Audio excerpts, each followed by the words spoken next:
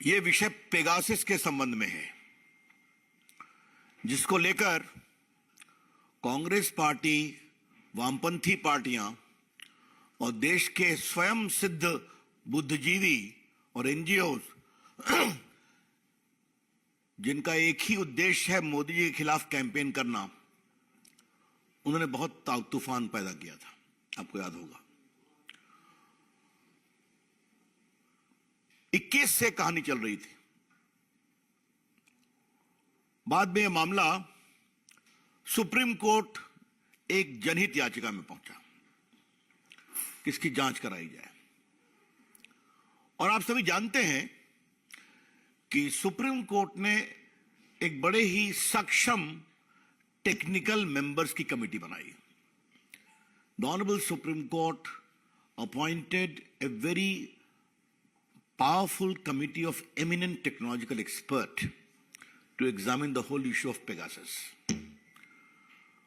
और इसमें और विश्वसनीयता के लिए माननीय सुप्रीम कोर्ट ने यह भी कहा कि सुप्रीम कोर्ट के एक बहुत ही डिस्टिंग्विश रिटायर्ड जज हैं जस्टिस रविंद्रन, वो इसकी मॉनिटरिंग करेंगे, इस पूरे कमेटी की वर्किंग की।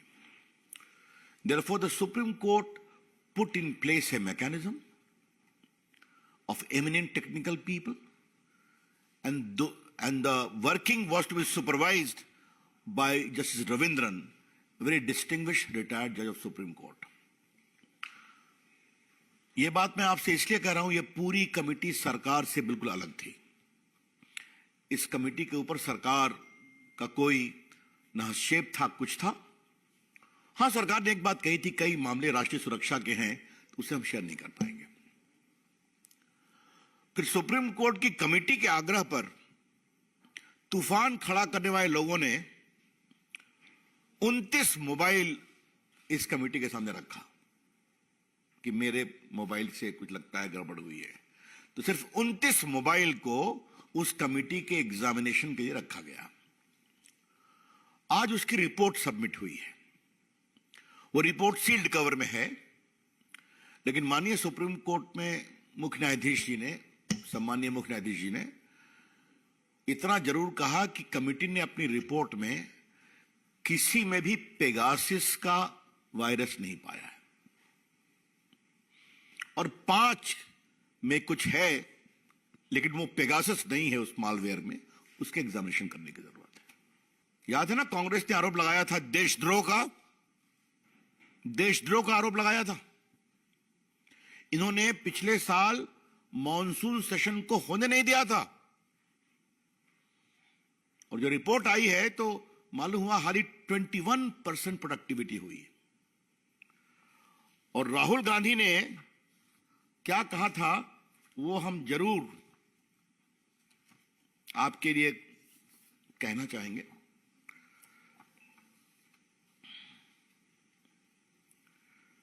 ये राहुल गांधी के पेगासस की हम टिप्पणी पढ़ रहे हैं आपके लिए। Pegasus is an attempt to crush Indian democracy. Pegasus is an attack on the country and country's institutions. I am confident the Supreme Court committee will get the truth. Pegasus was used against chief ministers, former prime ministers, and BJP's ministers, among others.